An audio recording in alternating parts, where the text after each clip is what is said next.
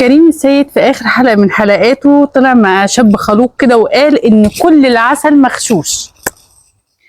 جميع انواع العسل الموجوده في السوبر ماركتات حتى الكبيره حتى الماركات العالميه كلها مغشوشه. قال كده بالحرف الواحد، وقال لو لقيته منها طبيعي وده نادرا جدا الا انه برضو بيحطوا عليه بيبصروه ويحطوا عليه.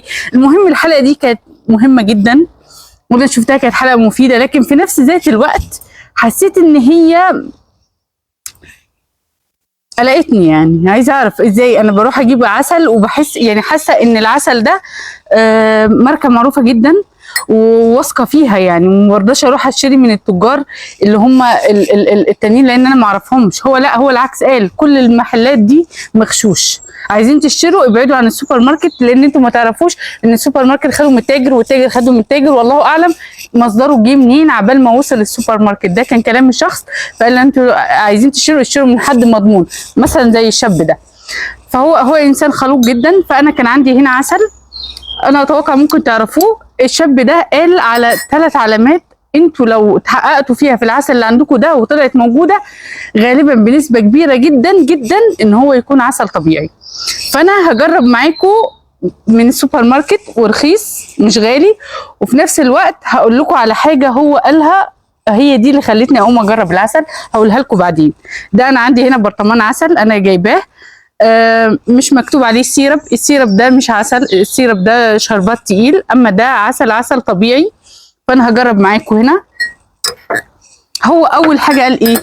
قال لو انت قلبت الازازه كده مش هتلاقيه بتنزل زي الميه، لو نزل زي الميه كده تحس ان هو لا ده مغشوش، اما لو لقيته ان هو كثيف جدا فده كويس. شايفين انا الباب قال لي قد ايه مش راضي ينزل فالحمد لله ده يعني ايه مبشر اهو مش راضي ينزل. دي اول حاجه. تاني حاجه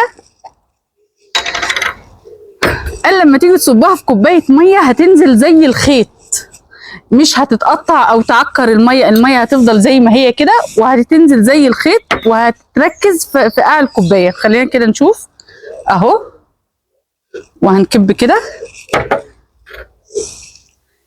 شايفين؟ انا مش عارفه انا هحاول اقربها لكم بس شايفين زي بالظبط ما قال، ما عكرتش الميه وفي نفس الوقت خيط رايح جاي اهو انا عماله ومش راضي ينقطع.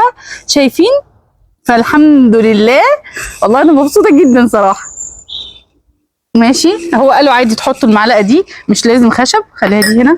فدي اهي موجوده، الميه نظيفه جدا جدا نظيفه ولا كني حطيت فيها حاجه، وفي نفس الوقت لما تيجوا تقلبوه الميه هي اللي تتقلب لكن العسل اللي في قاع الكوبايه يفضل ثابت، وده اللي حاصل معايا وفي نفس الوقت ما تعكرتش. دي تاني خطوه وناجحه 100%. ماشي، تالت خطوه عمل ايه بقى؟ راح جايب منديل، حط المنديل كده وحط عليه 3 انواع عسل، طبعا العسل بتاعه وعسل من السوبر ماركت. قال لو ساب علامه من ورا هنا يبقى ده مش معانا، ده بايظ خالص. وقال واحد تاني من السوبر ماركت قال لو ما سابش علامه يبقى هو اصلي. فبتاع السوبر ماركت ما سابش علامه وقال ان ده احتمال يكون اصلي لكن برضو مش مضمون، معرفش ليه. بتاعه عايزه اقول لكم ان بتاعه انا شفت ان هو عمل علامه، لكن هو قال هو في البدايه ما عملش، لكن لما جه يشيل المنديل انا شفت ان بتاعه عامل علامه، والمفروض ان هو برضو يكون مش اصلي قوي يعني لو على كلامه. فانا هجرب هنا برضو معاكم اهو، احاول ما اعملش ويست صراحه عشان حرام ده هيترمي. فانا هحط هنا قطعه اهي ماشي، وهسيبها. هو شافها على طول، انا هسيبها لكم هسيبها لكم واشوف ده مغشوش ولا لا. يبقى احنا اهي الميه سليمه تحفه لسه كريستال اهي، والعسل تحت ونزل خيط زي ما هو قال، ما عكرش الميه وهو نازل، فده جميل. هنا بقى العسل انا والله بجرب معاكم، والله انا اول مره يعني انا ما جربتش قبل كده يعني. فعايزه اقول لكم العسل ده رخيص جدا، واقول لكم على حاجه كمان هو قالها هي دي اللي خلتني اقوم اجرب. شايفين؟ بصوا انتوا ممكن يكون شايفين الاضاءه بتاعت العسل لكن هو ناشف خالص، يعني هو ناشف. فده الحمد لله. هذا وان ثبت فانما يثبت ان ايه العسل بتاعنا اصلي. حتى ولو كان مش يعني برضو الواحد مش عاملينه مبستر مش مبستر، المهم ده عسل اصلي، كثافته عاليه جدا، مش ليكويد، ما بيدوبش في الميه بسهوله، ما بيعكرش الميه، ما بيطبعش في المنديل. اهو اهو المال الحلال اهو. فانتوا بصوا بقى، هقول لكم على حاجه. الراجل كريم السيد لما سأل الشاب ده، هو باين عليه انسان خلوق يعني، احسبه يعني ان هو انسان صادق يعني. وانا جربت اهو، وكل اللي هو قال عليه الحمد لله في البرطمان الصغنطوط ده طلع ان هو اصلي. قال حاجه، لما كريم السيد قال له ازازه زي دي، هو اعتقد كان شايلها نص كيلو خلاص، فهو قال له ازازه زي دي انا ممكن اشتريها في السوبر ماركت، ممكن الاقيها في السوبر ماركت او ربع كيلو، قال له ب5 جنيه. قال له ممكن تلاقيها ب5 جنيه. ماشي، انا دي جايباها ب5 جنيه، 5 باوند استرليني. هو قال له انت تبيعها بكام؟ قال له ب20. لما قال له ليه تبيعها ب20، ما قالوش عشان اصلي، وده اللي خلاني اقوم اجرب صراحه.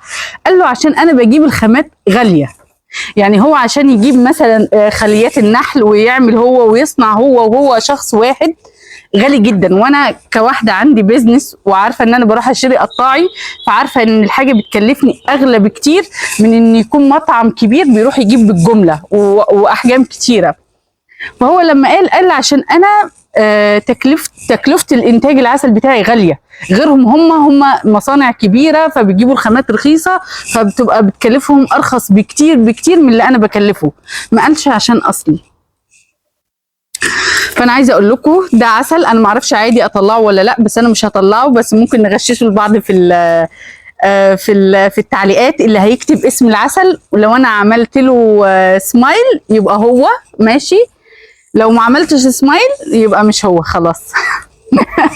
العسل ده والله العظيم ب5 باوند، موجود في ليدل وازدا ليدل لا ها، موجود في الدي وفي ازدا وفي كل الاماكن، وب5 باوند. بيبدا من 5 باوند وحسب تركيزه، ده 100. في بقى ال 200 وال 500 انا ما انصحش بيه، لانه ده باستعمال طبي او حاجه زي كده. اما الاستعمال اليومي وللاطفال فوق ال3 سنين هو ده 100 ب5 باوند ربع كيلو. شكرا كريم السيد، كانت حلقه جميله، وبسببك وبفضلك انا عرفت ان العسل اللي انا بشتريه، انا كنت نفسي دايما اروح اتعامل مع حد موثوق واجيب منه عسل اصلي، بس بجد ده عسل انا اصلا بحبه جدا. بس كده، اللي استفاد من الفيديو بتاعي واللي وفرت عليه فلوس كتير، لايك وشير وسبسكرايب لو ما شاركتش في القناه. سلام.